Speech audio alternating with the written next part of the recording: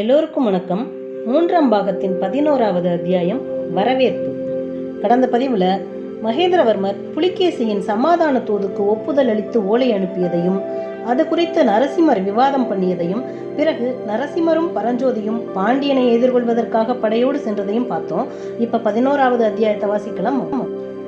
அன்றிரவு வெகு நேரத்துக்கு பிறகு அந்த புறத்தில் மகேந்திர பல்லவர் தம் பட்ட மகேஷியை சந்தித்த போது புவன மகாதேவி தமது மனக்கவலையை தெரிவித்தார். பிரபு, இன்றைக்கு மந்திராலோசனை சபையில் தங்களுக்கும் மாமல்லனுக்கும் பெரிய வாக்குவாதம் நடந்ததாமே. 4 பேருக்கு முன்னால் தந்தையும் புதல்வரும் சண்டை போட்டுக் கொள்ளலாமா என்று சக்கரவர்த்தினி கேட்டார். தேவி, யார் என்ன வேணுமானாலும் நினைத்துக் கொள்ளட்டும். எனக்கு இன்றைக்கு இருக்கிற பெருமையையும் பூரிப்பையும் சொல்லி முடியாது. அர்ஜுனனும் அபிமன்யுவும் லக்ஷ்மணனும் இந்திரஜித்தும் பேசுவதற்குரிய வீர வார்த்தைகளை இன்று மாமல்லன் பேசினான். உள்ளுக்குள் எவ்வளவோ எனக்கு ஆனந்தமாயிருந்தது. ஆனாலும் என்னுடைய நோக்கத்தை நான் கைவிடுவதற்கில்லை. ஆகையால் என்னுடைய ஆனந்தத்தை வெளியே காட்டாமல் கடுமையாகவும் கண்டிப்பாகவும் பேச நேர்ந்தது என்றார் சக்கரவர்த்தி. உங்களுடைய நோக்கம்தான் என்ன?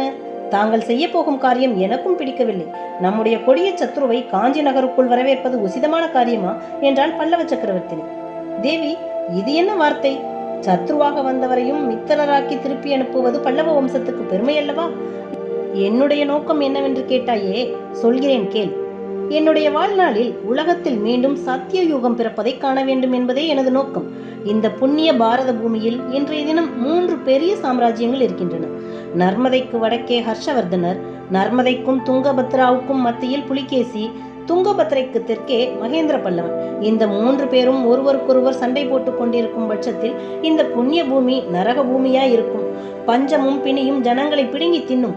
அப்படி இல்லாமல் இந்த 3 பேரும் சிநேக தர்மத்துக்கு கட்டுப்பட்டவர்களாயிருந்தால் இந்த பாரத பூமியே சொர்க்க பூமியாகிவிடும். தேசத்தில் வறுமை, பட்டினி, பஞ்சம் ஒன்றும் தலை காட்டாது. கல்வியும் கலைகளும் ஓங்கி வளரும். சகல ஜனங்களும் சௌக்கியமாக வாழ்வார்கள். தேவி, என் இளம் பிராயத்தில் நான் ஒரு பகற்கனவு காண்பதுண்டு. சலுக்க சக்கரவர்த்தியின் விருந்தினனாக நான் சென்று அஜந்தாவின் வர்ண சித்திர அதிசயங்களை கண்டுகளிப்பதாக கனவு கண்டேன். அப்புறம் வடக்கே கன்யாஜ குப்பத்திற்கு சென்று ஹர்ஷவர்தனர் 3 வருஷத்துக்கு ஒரு தடவை நடத்தும் ஆனந்த கலை விழாவை பார்த்து மகிழ்வதாக கனவு கண்டேன். மாமல்லபுரத்தை ஒரு சொப்பன சிற்ப உலகமாக சிருஷ்டித்து அதை பார்ப்பதற்காக ஹர்ஷரையும் புலிகேசியையும் அழைப்பதாக கனவு கண்டேன். அதெல்லாம் இப்போது நிறைவேறும் என தோன்றுகிறது. நாங்கள் 3வரும் சிநேகிதர்களாகிவிட்டால் அப்புறம் இந்த நாட்டில் சமய சண்டை என்பது ஏது, யுத்தம்தான் ஏது? பிரபு, அன்பு மதத்தையும் சிநேக தர்மத்தையும் பற்றி பேசும் தாங்கள் பாண்டியனை தண்டிப்பதற்கு மாமல்லனை எதற்காக ஏவுகிறீர்கள் என்று சக்கரவர்த்தினி குறுக்கிட்டு கேட்டார். அது வேறு விஷயம். சிநேகம் என்பது சமநிலையில் உள்ளவர்களுக்கிடையேதான் ஏற்பட முடியும். அறிவாளிகளுக்குள்ளேதான் அன்பு வளர முடியும். அறிவற்ற மூடர்களையும் அதிக பிரசங்கிகளையும் தண்டோபாயத்தை கைக்கொண்டே சீர்திருத்தியாக வேண்டும் என்று கூறினார் மகேந்திர பல்லவர்.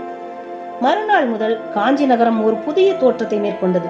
ஏதோ ஒரு முக்கியமான திருவிழாவை எதிர்பார்ப்பது போல ஜனங்களிடையே அபரிமிதமான உற்சாகம் காணப்பட்டது. வீதிகளையும் வீடு வாசல்களையும் ஜனங்கள் சிங்காரிக்க தொடங்கினார்கள். கடை வீதிகள் பழையபடி சோபை பெற்று விளங்கின. கோயில்களில் உற்சவங்கள் ஆர்வமாயின. சிற்ப மண்டபங்களில் பழையபடி சிற்பிகள் வேலை செய்ய தொடங்கினார்கள். நாற்புறமும் மேளவாத்தியங்கள் முழங்கின. சமஸ்கிருத கடிகைகளில் முன்போல வேத கோஷங்கள் கேட்டன. தமிழ் கல்லூரிகளில் பாசுரங்கள் பாடப்பட்டன. நடன அரங்குகளும் நாடக மேடைகளும் புத்துயிர் பெற்றன. தாளச்சத்தத்துடன் கலந்து பாத சலங்கை ஒளியும் எழுந்தது. ஜனங்களின் முகமலர்ச்சியோ சொல்ல வேண்டியதில்லை.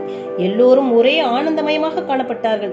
புருஷர்களும் ஸ்திரீகளும் முன்போல் ஆடை ஆபரணங்களால் தங்களை அலங்கரித்துக் கொள்ள தொடங்கினார்கள். பெண்களின் கூந்தலில் புஷ்ப காடுகள் மலர்ந்து நாற்புறமும் சுகந்தத்தை பரப்பின. மாமல்லர் எதிர்பார்த்தது போல் காஞ்சி நகர மக்கள் அதிருப்தி அடைந்தவர்களாக தெரியவில்லை. யுத்தம் நின்றுவிட்டதில் பெரிதும் மகிழ்ச்சி அடைந்தவர்களாகவே காணப்பட்டார்கள். அதை காட்டிலும் சலுக்க சக்கரவர்த்தி காஞ்சிக்கு விஜயம் செய்ய போவதை நினைத்து நகரவாசிகள் அபரிமிதமான களிப்படைந்தவர்களாகவே தோன்றினார்கள். புலிகேசியின் சமாதான தூதன் வந்த 5வது நாள் பிற்பகலில் காஞ்சி நகரின் வடக்கு கோட்டை வாசல் 8 மாதத்திற்கு பிறகு மீண்டும் திறந்தது. பேரிகைகளும் நகராக்களும் சமுத்திர கோஷம் கடுமுகம் என்னும் வாத்தியங்களும் நெடுந்தூரத்துக்கு நெடுந்தூரம் உள்ளவர்களின் காது செவிடுபடும்படி முழங்கின. வாதாபி சக்கரவர்த்தி தாம் இளம் பிராயத்திலிருந்து பார்க்க ஆசைப்பட்டு கொண்டிருந்த கல்வியில் பெரிய காஞ்சி மாநகரத்திற்குள் பிரவேசம் செய்தார். அவருடைய முக்கிய பரிவாரத்தைச் சேர்ந்த 50 பேர் அவருடனே வந்தார்கள்.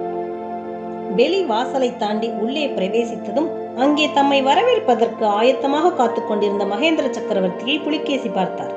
அவ்விரண்டு பேரரசர்களின் கண்களும் சந்தித்தன. மகேந்திரரின் முகத்தில் அரும்பியிருந்த இளம் புன்னகையை தவிர வேறு எவ்வித உணர்ச்சியும் வெளியாகவில்லை. ஆனால் புலிகேசியின் முகமானது அவருடைய கொதிப்படைந்த உள்ளத்தின் கொந்தளிப்பை நமக்கு காட்டுவதாய் இருந்தது. என்னுடைய வம்ச சத்ரு, நான் போட்டு கொண்டு வந்த திட்டங்களை எல்லாம் தோல்வியடைய செய்த மகேந்திர பல்லவன் இவன்தானா என்று புலிகேசியின் உள்ளத்தில் உண்டான ஆத்திரத்தை அவருடைய கண்கள் பிரதிபலித்தன. இந்த எண்ணங்களோடு, ஆஹா, கள்ளம் கபடு அறியாதது போல பாவனை செய்யும் இந்த கம்பீரமான முகத்தை இதற்கு முன் எங்கேயோ பார்த்தாற்போல் இருக்கிறது என்ற நினைவும் புலிகேசியின் மனத்தில் தோன்றியது. இரு சக்கரவர்த்திகளின் விருதுகளும் முறையே கூறப்பட்ட பிறகு இருவரும் அவர்களுடைய குதிரைகளில் இருந்து கீழே இறங்கி ஒருவரை ஒருவர் ஆலிங்கனம் செய்து கொண்டார்கள். அதே சமயத்தில் புலிகேசியின் கண்கள் மகேந்திர பல்லவருக்கு பின்னால் நின்ற பரிவாரங்களை துருவி ஆராய்ந்தன. சத்யாச்ரயா, யாரை தேடுகிறீர்கள் என்று மகேந்திர பல்லவர் கேட்க, பல்லவேந்திரா, தங்களுடைய வீர புதல்வர் மாமல்லரை பற்றி எவ்வளவோ கேள்விப்பட்டிருக்கிறேன். அந்த மகாவீரர் இங்கு நிற்பவர்களிலே யாரோ என்று சலுக்க சக்கரவர்த்தி கேட்டார். மகேந்திர பல்லவர் அப்போது லேசாக சிரித்துவிட்டு, இல்லை சத்யாச்ரயா, மாமல்லன் இங்கே இல்லை. அவன் வேறு முக்கியமாக காரணமாக வெளியூர் சென்றிருக்கிறான் என்றார்.